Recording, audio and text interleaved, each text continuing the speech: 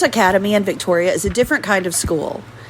We use the individually designed educational achievement plan to build a program for your child based on their needs, strengths, and struggles. If your child has had trouble in public school, perhaps developed anxiety or fallen behind in grade levels and achievement, give us a call. Our number is 361-433-0322. You can also check us out on the web at futuresacademyvic.com. I look forward to hearing from you.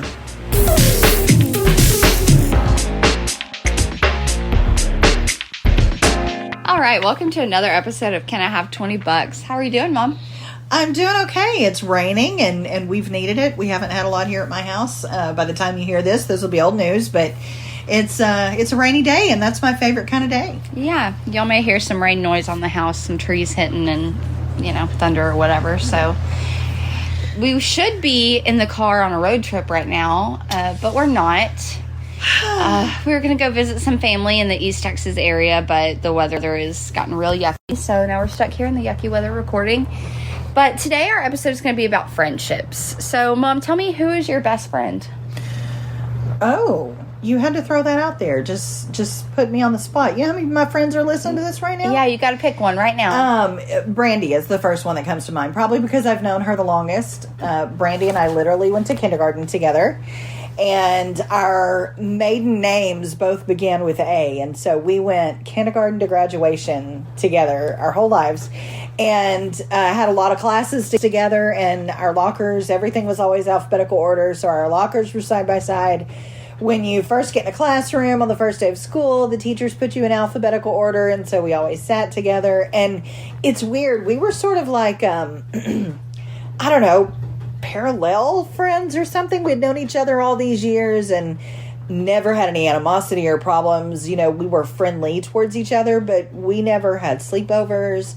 We didn't hang out outside of school, but oh gosh, how old were you? We lived, man, you must have been pretty little, 4 or 5, something, and I ran into her through a mutual friend that we'd also gone to high school with, and she and I clicked, and we were like AOL best friends for many, many years, and sort of raised our kids together and watched our marriages mature together, and we did it all at a distance. We've probably seen each other 4 times in 30 years, but yeah, that's still the first person that comes to mind when I talk about my best friend. Yeah, and it's cool to have somebody that you've known that long that has actually seen your whole life, and you don't have to go, so this one time in middle school, because they're like, oh yeah, I remember that. No, it's like, do you remember that kid, Bobby? That's, we knew the same people, or at least people who knew the same people. Yeah. I had a similar friend that you'll remember from middle school that, let's see, she was in my English class, I think in 6th grade, maybe 7th, not sure. So I was 11, 12, maybe. That was my best friend until maybe 2 years ago. But we kind of always had that on and off breakup. We were so similar, we're different kind of thing. Yeah. And it really wasn't a healthy friendship, but that was my friend that I kind of did the same thing with. You remember that person that went to this place and she dated this guy? We had those memories together kind of like that too. I would also say, and partly for the same reason, Dad was my best friend for all of my life, unequivocally. And part of the reason was because, again, we had known each other since we were very young. We started first grade together, and I really don't remember him until maybe junior high, but he remembered me in 5th grade, and we were the same age. So, we graduated together, had gone to school together for years, had classes together, knew all the same friends, all the same places. We grew up in a small town. We have a whole episode planned about that. Mm-hmm. So even if you're fascinated by the wonder of a small town, or you are from a small town, that'll be a fun episode to listen in on. Definitely. But because we had that, one thing that I've said is that since he died, half my memory went with him. Yeah. Because I remember that blue and white truck that always used to park right there at the corner of the band hall. Who was that? And he knew. Yeah. But that little piece of my memory died with him. Yeah. But it's because we had like different perspectives on the same people. People that I knew casually, he was friends with, and vice versa. That is so funny because I remember having a thought when Dad died that, oh my gosh, half Mom's knowledge just went. Yeah, and it did. All of a sudden, she's not going to know anything now. And I never thought about that in terms of other friends because, I mean, we were partners and had been since we were 15, 16 years old. And so it was different. And we did it. We were special in that way. Yeah. But I never thought about the fact that just friends who have done everything together, because I don't feel like I had that. My cousin Amanda, her whole life, there were two Amandas that were best friends. And it was Amanda 1, Amanda 2. And I'm extended family. Yeah. And we knew them. There were just some people that were always around. Your sister-in-law, Amanda, also had Stephanie. Stephanie and Amanda were always together. If you found one, you found the other. And I never had that. I didn't have the constant that was with me all through school. And your dad, I guess, kind of became that almost retroactively later, where we talk about memories. And there's some things that I'm not sure whether I was there or not because I've heard this story and I know those people. Yeah.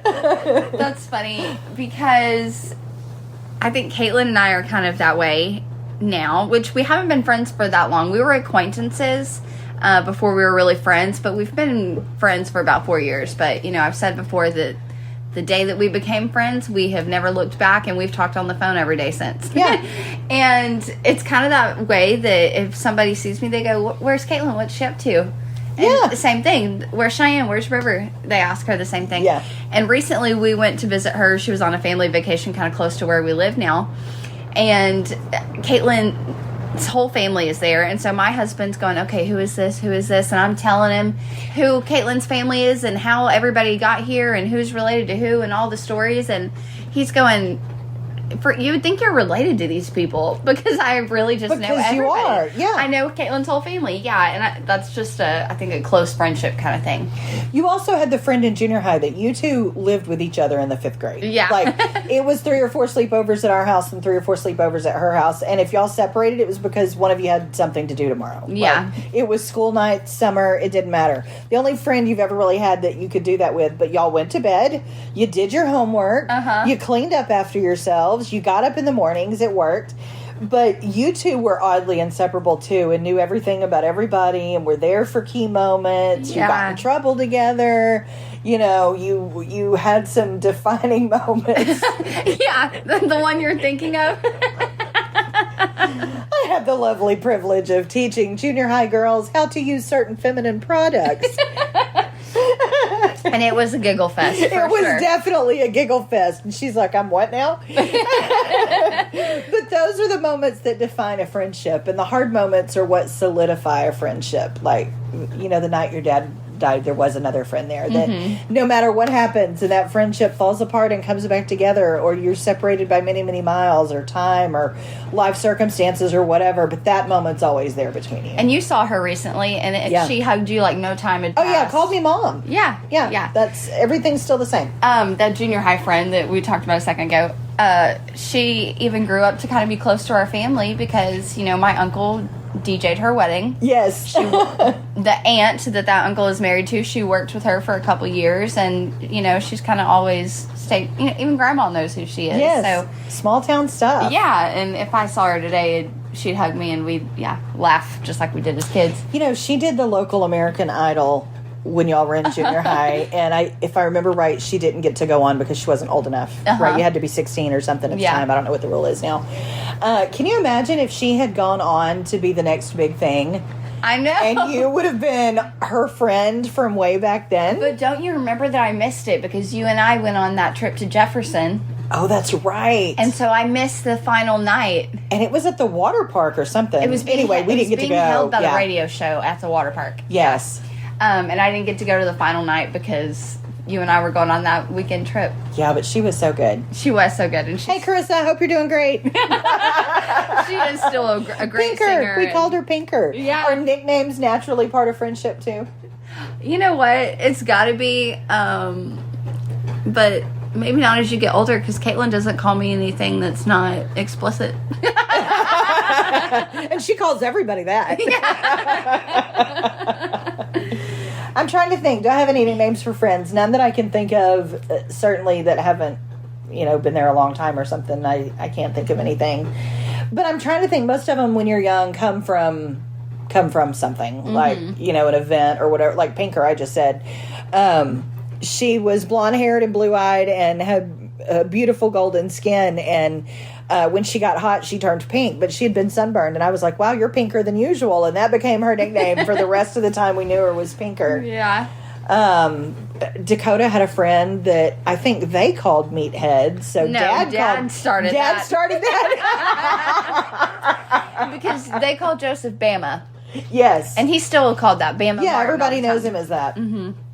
Yeah, didn't know Dad called him Meathead. Oh, that's funny. And then everybody else did. I actually thought that was one that just caught on. That was Dad picking on him. Yeah, that was Dad being mean. Because if you're my age, you know who Meathead is from Archie Bunker. All in the Family. But if you're a younger generation, you wouldn't have known that. So, and he was a short, stocky guy, so yeah, and a wrestler, and yes. But of course, he's one of Dakota's friends that they've been friends since they were in 6th grade. Oh yeah, those are brothers. Yeah, and going to be in his wedding and all the things. And friendship sometimes also expands to include other people in maybe some unusual ways, because when he found out recently, decided he was going to get married, he told me the same day he told his mom. Mm-hmm. And he, has always been, hey, something good's happened and I want you to know, or I'm struggling and I'm coming to you. Mm-hmm. And he's always done that because now I'm part of that family too. And I think you're part of his family. And of course, definitely. Then it expanded to his mother coming to work for me, and now we're all family, and it's really great. But it's kind of like they say, when you marry somebody, you marry their family. And I think when you have a true, long-lasting friendship, you accept part of their family too, whatever their family is, mm-hmm. whether that's their work people or whatever. I would definitely agree with that because, my friendship with Caitlin and Lauren, the three of us have kind of started to raise our kids together, and Lauren and I have found our partners and are getting married, and Caitlin too. And so now we're all we went from 3 to 6. Now we've got, not only do I have Caitlin and Lauren, I have Chris and Lane too. Those are more of my family. People that I can trust, and, trust that they'll take care of my children and be there for me, be there for my husband, support our marriage when times are tough and things like that. So I would definitely agree with that your family kind of grows with friendships. Speaking of supporting you through hard times with your husband, and this was something you and I were talking about the other day when you were asking me as a young newlywed, what do I do when I need to get things off my chest that you're not supposed to tell your friends about your spouse? Yeah. Because there are things that are kept quiet. There are things that you don't complain about because you don't taint your partner's image for somebody else. And I hope that was something that y'all learned from me and from the mothers in my life who taught that. But you have to be able to have a friend who is the one that you can say that to. And I realize we don't all have that. I don't know. I have that with Brandy, but as in a real life in my local circle, I don't know that I have one of those. Yeah. Because so many of my friends are my professional friends, and it's a little too intimate. And I don't know how to cross that line at my age. How do you move into that level? When I haven't known you since high school, or our kids didn't grow up together. I don't know how those bonds form. I guess almost without a cause. Does that make sense? Yes. And, it's kind of interesting, though, because Caitlin and I started as co-workers. I don't know if it ever felt that way, because like I said, that we had that one day, and every day we were so close. There was never a growing to get closer. Yeah. It was instant for us, so it's kind of hard to figure that. But she is that friend that I can tell her anything, and she's not going to judge me. She's going to support the best interest for, us, our family, and forgive.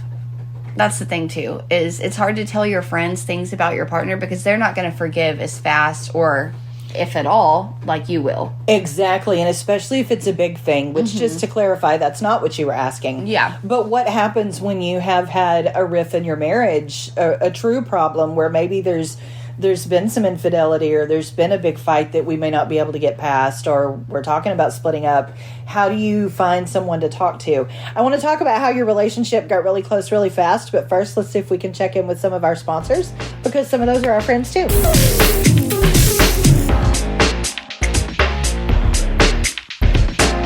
Hey, small business owners, thanks for listening to our podcast. Can we have $20?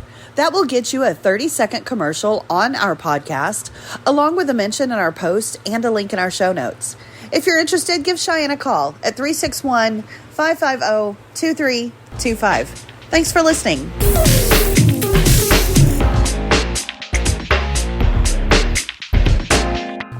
Okay, so when we left, I said that I wanted to talk about you said you and Caitlin clicked immediately and grew really fast. Mm-hmm. So I developed a word for the kind of friendships that seem to come to me, and I'm starting to wonder if I'm the problem.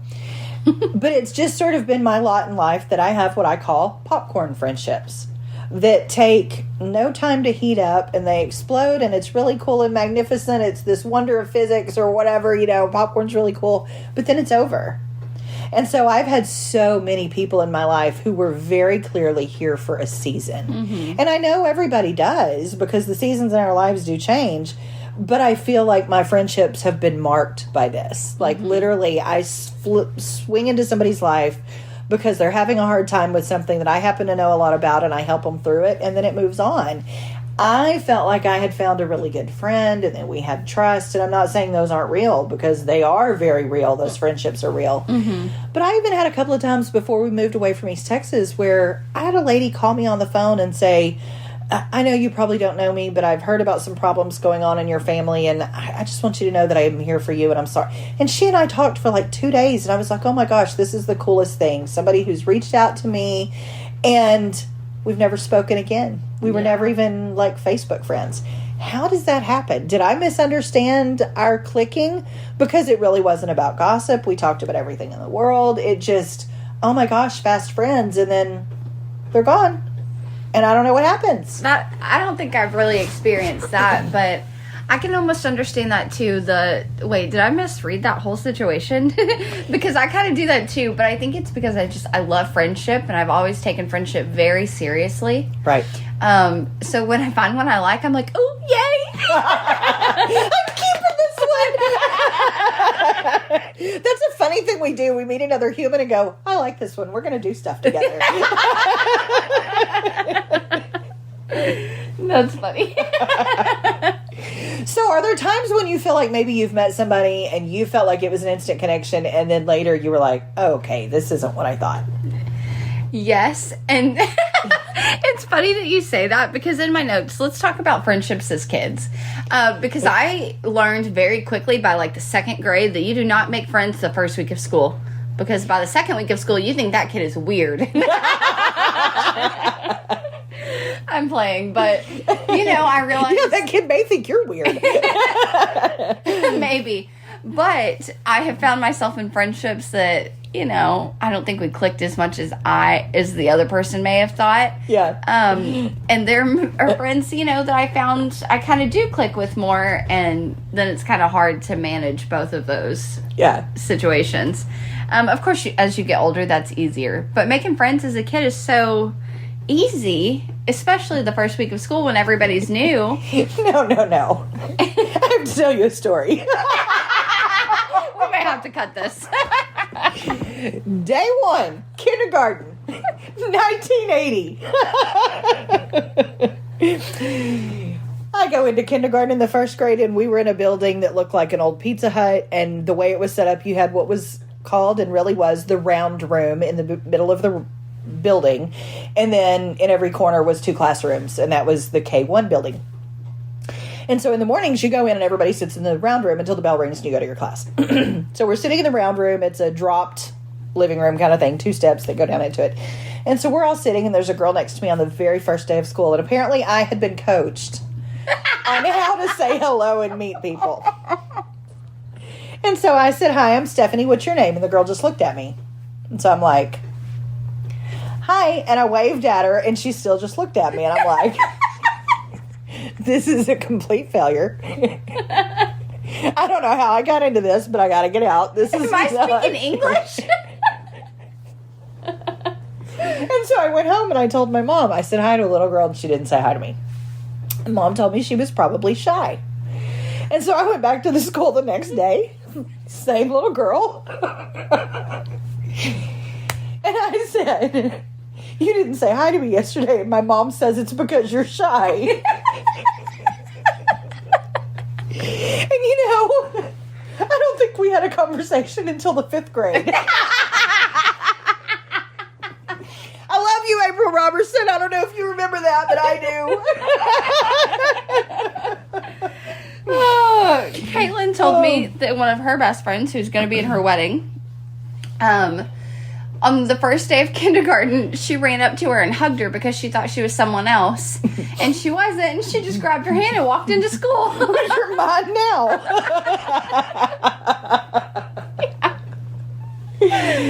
Oh, that's too funny. Man, if it were... Is it that... Okay, go ahead. Go to your notes. I was going to say, is it that simple today? But maybe you're going to address that. I'm not. So I don't think it's that simple. Because never once have I made a friend, like, at a coffee shop. I've never just been like, oh, cute shoes, and now we're friends. And does that only happen on, like, Hallmark movies or something like that, where you just click with somebody and go, hey, let's go get coffee, and then you do?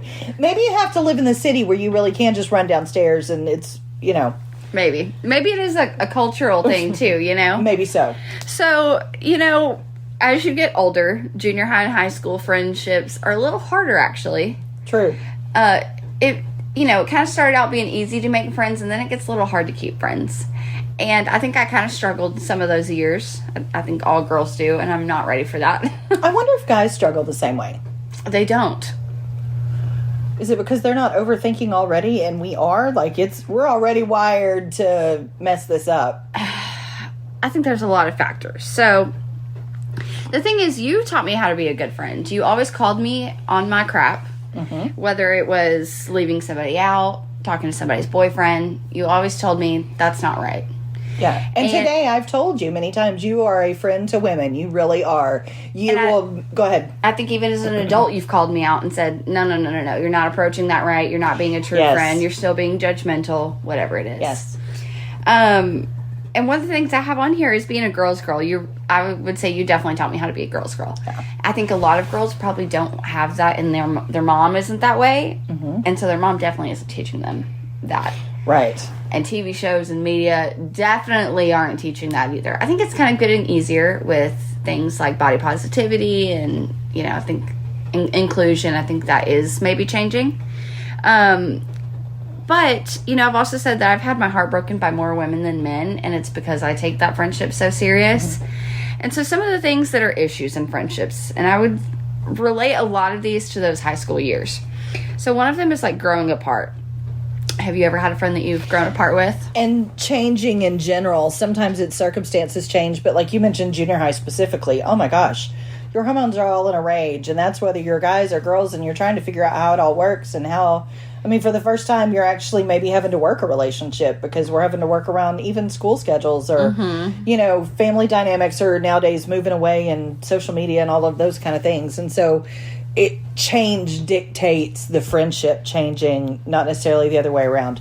But yeah, sometimes I think we change and maybe we outgrow each other as friends. I've certainly felt that. Me too. I remember even in high school, friends that I've stayed friends with a long time now. Even at the time, I remember from 10th to 11th grade, we kind of grew apart. Mm-hmm. And maybe it was not seeing each other over the summer or, just hanging out with different people. But I realized in the next year, we don't really have as much in common as we did last year. Mm-hmm. Another one of those things is kind of like moral differences. I also had a friend who I've talked to you about recently who we kind of stopped being friends because we kind of had moral differences. Right. Religious differences, things like that. Have you ever struggled with that before? I have. Probably, I was going to say not so much religious, but actually I did have a religious parting. And that was a friend who, she and I had gone to college together my first time around right after high school. She was a good friend. I don't want to say she was. She was a good friend, and we were on the same page as far as our beliefs and everything else. But when hers changed, she all of a sudden didn't find mine so valid anymore and wanted to correct my lifestyle. And, she talked to me with pity, like, oh, it's just so sad that that's the person you are. And I'm like, get off my porch. I don't need this in my life. I wish I had been more stern in all friendships as to what I would tolerate or what I wouldn't, because I probably would have even had fewer. But what was your question? Moral difference. Yeah, I've had a couple of those where, and oddly enough, some of them come over political splits, which is not something people did before 15 or so years ago, I don't think. Not really. But sometimes people's politics shows you who they are. It's not that I can't be friends with you because of your politics, but because you're a cold-hearted snake, and I didn't know that until you gave me that political opinion, and now I can't unsee it. Well, and I've said before, you can vote for whoever you want, but not voting for people having rights is not cool. Yeah, so that's your line. That's where I draw the line. Yeah, So I can see that too. I've also kind of had moral differences with friends where she was kind of cheating on her boyfriend, and I don't think that's all right. Yeah. He's a good guy, and Yeah, that's not okay. That's not okay. I've also said before that you should be able to check your friends without it ending the friendship. You should be able to say, hey, I think you're not doing something that's okay, and it not end your whole friendship, or not be so a defensive situation. Right, and of course the burden on that too is also on the friend speaking. If I've given you permission to speak into my life, I also expect you to do it kindly. You don't get to come in and just rake me over the coals and whatever. There's a give and take there in that situation. It's funny you say that, not to throw Caitlin under the bus here, but a year or two ago, I did have to tell her, I know that you love us, but you need to do it softer, and you need to be kind. And so, a couple months ago, we had something going on. I'm like, why didn't you say anything to her? Why didn't you tell her what's up? And she's like, well, you told me I have to be nice with my love. Yeah, trying to love softly. Yeah, and she is a lot better. It's tough love, though. I think that's kind of a tough thing when you're dealing with friendships. I've also said before, I can't remember if it's on this episode or another one, they're all starting to run together, but that friendship is one of those things where those people really choose to love you because you didn't come from them, you didn't give birth to them. Even your spouse is somebody that you choose because you have such an intimate physical relationship with, an emotionally intimate relationship with. And a friendship is really just, I choose you with no string. No, How many, so you'll be 28 tomorrow. That was a couple of months ago by the time you hear this. Anyway, you are, let me back up. Okay, so you're in your 20s, late 20s. When was the last time you made a new adult friend? Have I asked you this? I don't think so, but let me think. Does the girl at the gas station by my house count? When she quits working there, will you still be friends with her? Like, will y'all stay in touch?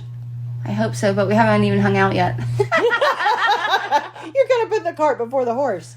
Yeah, so see, what's wrong there? I like her a lot, though. And y'all have stuff in common. Like, she's got a kid the same age as yours or whatever. Like, why don't you grab her hand and drag her into the homeroom and go, you're mine now? Because life, man. Really, life. Because my house is a mess, my dogs are crazy, and my kid's crazy, and life. I would say the last adult friendship I made probably was either working at a restaurant or Caitlin 4 years ago. Yeah. Oh my gosh, it seems like so much longer ago than that. I know. I don't know who my last adult friend was because, like I said, they're all attached to work, and some of them, when you change jobs or when they change jobs, it's not really there. Yeah. And even though any of those friends could give me a call today and say, hey, let's go to lunch, and I would be all over it, and I think probably vice versa too, it's not active. It's almost like the friendship goes into a dormant mode where it's not a bad thing. It's just what happens. They just change. And I think that's completely normal. And sometimes it's really hard. If you weren't ready for that transition and your friend was, sometimes that's kind of sticky. And it's sticky on the other side too, when I'm really ready to move on and you're not. And yeah. With my friendship with Caitlin especially, and Lauren too, we kind of went from a point of all being together every single day, all the time, to now we've all got boyfriends and we want to go home and be homebodies, and we don't want to be leaving the house at 7 p.m., We've kind of all slipped into that all at the same time, and so that was an easy transition, and it was fine. But I also think consideration is a big part of friendships, because yesterday when I came to Victoria or whatever day that was, I texted Caitlin and said, hey, what are you doing today? Are you going to be at Victoria at the same time as me? Let's try to meet up, grab coffee or something, whatever it is. And that consideration keeps that friendship going. It helps that we talk on the phone all the time, but Lauren and I don't. Yeah. So for Lauren, if I want to see her, I've got to put in the effort, at least a little bit because, I don't want her feelings to hurt. Not that Lauren's feelings are going to be hurt, but somebody else to be like, oh, you're always in town and you never hit me up. Yes. That kind of thing. So I feel that way too. And I'm not the reacher outer. Mm-hmm. I'm the passive one. And so I feel guilty sometimes that I have a couple of friends like Darlene, love you, that are always the ones reaching for me. And I don't want you to think I don't want to hear from you. But the reason I don't is because I am working and I do have a partner at home. And even though I don't have kids at home and stuff anymore, my brain feels very busy. And so it's not that I'm choosing someone else or anything else. And I know she doesn't think that. She completely understands. But I feel bad because I really do want to be a better friend. And I will give you my heart and soul. But it's a little harder to get time out of me. And I see all these memes that talk about how friends will make time for you. And, a real friend will drop what you're doing. And I'm like, oh, that's me. I'm the one that's about. And it's not true. My heart and my actions do not always agree. And I don't agree with a lot of those posts because when you grow up, life just comes first. Obviously I'm going to do everything I can to get there for all the events for Caitlin's wedding, but if I don't, she understands it's because I've got a husband and a child that need me more. Yes. And a life that needs me more sometimes. And, but let's talk about things like canceled plans, because I think that's something that kind of damages friendships sometimes. I didn't want to talk about that. Well, for me, I love a friend that says, I don't want to go, because I'll text back and go, I was hoping you'd say that. Yes. And Brooklyn and I kind of used to beef over that sometimes because she's one of those people that gets anxious for an occasion. And so if we're going to see a movie and we've talked about it for 2 days and at 5 p.m. I say, I'm really not feeling the movie at 7. She's going, dude, I've been working on this. Yeah, she's like, dude, I've spent days preparing myself that we're going to go to the movies at 7 p.m. on Wednesday. Yeah. 2 hours before you tell me you can't now, And so I kind of had to stop canceling as much, but she also kind of had to get her mindset into Cheyenne may not show up. And, the thing is, I only cancel on people if I really love them. So, yeah. If I know that you will not leave me forever. Kim and I joke that we need to cancel plans sometimes because we definitely cancel more than we fulfill. Because we'll plan to do that Tuesday, but Tuesday she got called out of town, and actually I can't because I forgot the cable guy, whatever. And we just end up not getting to do it. We've learned that the best thing to do is go, are you free for lunch in an hour? Yeah. And, yeah, I am actually. And so we'll get together and spend half the afternoon eating lunch. Yeah. There's kind of a phrase now that's a slang word, I guess, or slang term that the plans made it out of the group chat. Yeah, we actually did something in the real world. And the day that we wrecked my car, we kept saying that the plans made it out of the group chat. And Cade was like, y'all are never getting out of the group chat again. We're going to build that fence a little higher to keep you guys under control. All right. I think this has been a great episode. I really enjoy talking about friendships and wonder how other people's friendships work. If you are over the age of 21, tell us in our comments and give us a shout out and let us know, how do you make friends at your age? Where did you meet your best friend? Tell us some stories about your friendships. We want to know all about it. Please follow our Instagram, our Facebook, subscribe on YouTube, Apple Podcasts, Spotify, anywhere you listen. You can find us, and we'll see you next week. But, Mom, I'm going to go grab lunch with my friends, so can I have $20? I don't have any friends, so sure. You want to come?